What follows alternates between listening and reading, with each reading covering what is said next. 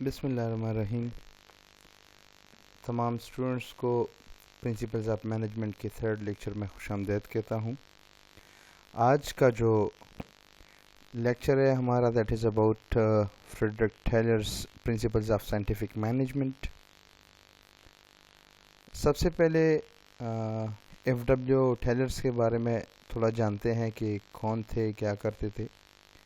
उनका full name जो था that was Frederick Winslow Tellers, and he was a mechanical engineer and a management consultant. He wrote a book named The Principles of Scientific Management.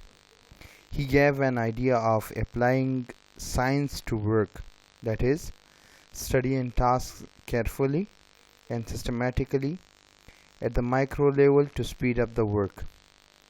F.W. Teller found the rule of thumb to be inefficient and unproven, so he wanted to break away from it and provide an alternative. Scientific management is also called Taylorism. देखिए, first जो हमारा point है ये बताता है कि F.W. Taylor जो है ये एक मैकेनिकल इंजीनियर थे और साथ ही वो मैनेजमेंट कंसल्टेंट भी थे। उन्होंने एक बुक लिखी जिसका नाम था the principles of scientific management.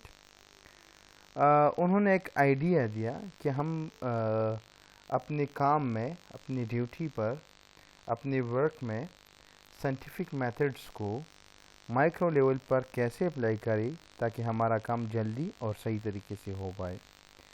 Frederick tailors ने ये भी बताया कि रूल ऑफ थम जो है वो इनएफिशिएंट है और प्रूवन भी नहीं है, और साइंटिफिक मैनेजमेंट को टेलरिज्म भी कहा जाता है।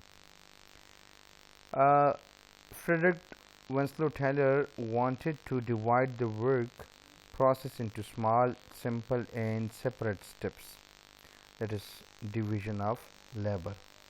वो चाहते थे कि किसी भी ऑर्गेनाइजेशन के तमाम काम को, रिस्पॉन्सिबिलिटीज़ को छोटे, सादा और अलग अलग स्टेप्स में डिवाइड करें।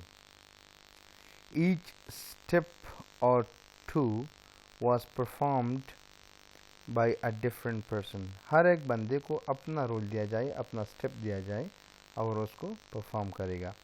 He wanted to determine the best way, one best way, a standard to do every part of every task to boost productivity.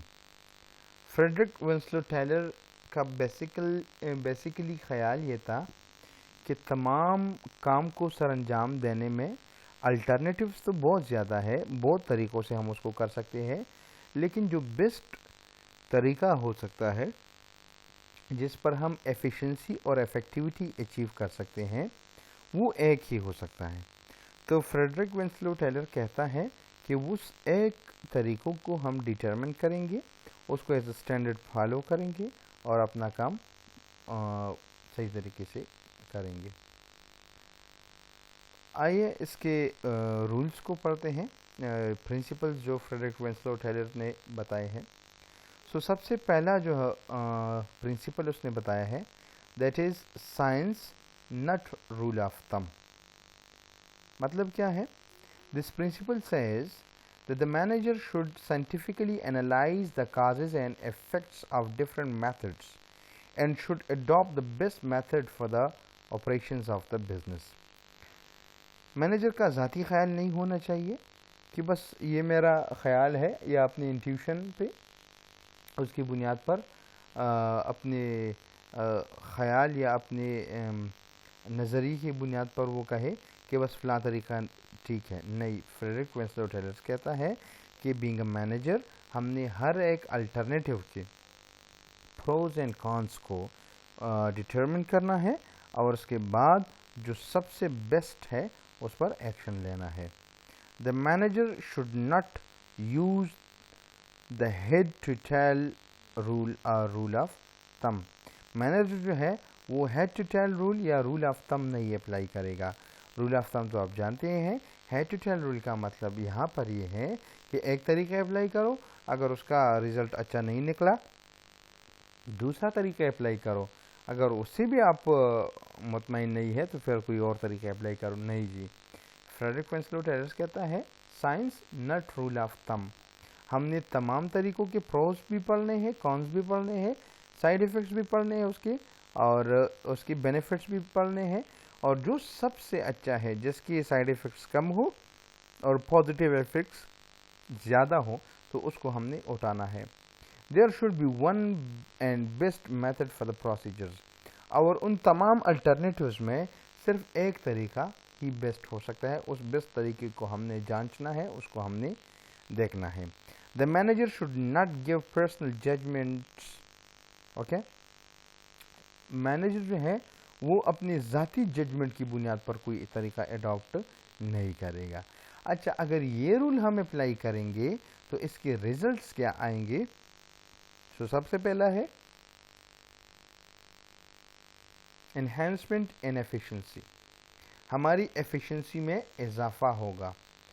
The second one is specialisation, चूंकि हम काम को डिवाइड करेंगे, काम को उसके प्रोज एंड कॉन्स को पढ़ेंगे तो हम अपने काम में माहिर होंगे।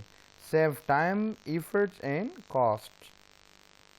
इस तरीके की बिना पर हमारा वक्त भी बच जाता है, हमारे एफर्ट्स भी बच जाते हैं और हमें कॉस्ट में भी फ़ायदा होता है। दूसरा जो प्रिंसिपल टेलर ने बताया है that is harmony not discord. ठीक है, सो लिखते हैं there should be harmony between workers and management. इसे कहते हैं मेंटल रिवोल्यूशन। मेंटल रिवोल्यूशन क्या है? हमने अपनी जहन को रिवॉल्व करना है अराउंड द वर्क। मैनेजमेंट भी अपना जहन जो है उसका रिवॉल्व करेगा across the around the work, और जो वर्कर्स है वो भी करेंगे। ठीक है जी, सो ये एक इर्तिकाई मरहला है कि मैनेजमेंट और वर्कर्स जो है वो हार्मनी क्रिएट करेंगे, डिस्कॉर्ड नहीं क्रिएट करेंगे, वो हम आहंगी का एनवायरनमेंट जो है वो क्रिएट करेंगे। There should be a common aim, common aim होगा जिसके इर्द गिर्द रिवॉल्व करेगा मैनेजमेंट और worker, that is profit maximisation. For example common aim हमारा क्या है? मैनेजमेंट भी चाहती है कि इदारे का प्रॉफिट ज़्यादा हो और वर्कर्स भी चाहते हैं। But this aim cannot be achieved until and unless the employees are taken on board. अब प्रॉब्लम क्या होगा? प्रॉब्लम ये होगा कि अगर हार्मनी नहीं होगी, मैनेजमेंट अपने एम्प्लॉयज़ को ऑन बोर्ड नहीं लेंगे, तो फिर क्या होगा? जो हमारा कॉमन एम है दैट इज़ प्रॉफिट मैक्सिमाइजेशन, ये नहीं अचीव होगा। As Taylor said, prosperity of the employer cannot exist for a long time unless it is accompanied by the prosperity of employees. Employer चाहता है कि वो प्रॉस्पर करे, उसकी प्रॉस्पेरिटी हो, तो वो नहीं एग्जिस्ट कर सकती for a long period of time until and unless वो अपनी एम्प्लॉयज़ को प्रॉस्पर करने में, उनकी प्रॉस्पेरिटी के बारे में अगर नहीं सोचता। सो अगर आपने अपनी बीइंग अ मैनेजर अपनी प्रॉस्पेरिटी को देखना है तो आपने अपनी एम्प्लॉयज़ की प्रॉस्पेरिटी को भी ऑन बोर्ड लेना है और एक हार्मनी का एनवायरनमेंट क्रिएट करना है। सो टेलर का पहला जो पॉइंट था that was science not rule of thumb, कि हमने साइंटिफिक मेथड्स अडॉप्ट करने हैं, और यहाँ पर ये है कि वर्कर्स और मैनेजमेंट के बीच हार्मनी होनी चाहिए। The next point is cooperation not individualism. अब इससे क्या मुराद है?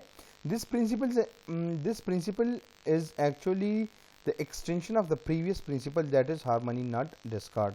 जब हार्मनी होगी तो कोऑपरेशन होगा, तो इसलिए कहा गया है कि कोऑपरेशन नॉट इंडिविजुअलिज्म, ये पिछले पॉइंट की एक्सटेंशन है। आगे लिखते हैं there should be a cooperation between the workers and management. Workers जो है वो मैनेजमेंट के साथ कोऑपरेट करेंगी एंड मैनेजमेंट अपने वर्कर्स के साथ कोऑपरेट करेंगी। Workers should realize that they need management and management should realize that they need worker. Worker को ये अंदाज़ा होना चाहिए कि उनको मैनेजमेंट की ज़रूरत है और मैनेजमेंट को ये अंदाज़ा होना चाहिए कि उनको वर्कर्स की ज़रूरत है। Team work should be there between workers and management. Management और वर्कर जो है ये एक टीम वर्क का एनवायरनमेंट क्रिएट करेंगी और टीम वर्क करेंगी। Management should divide the work and responsibility equally.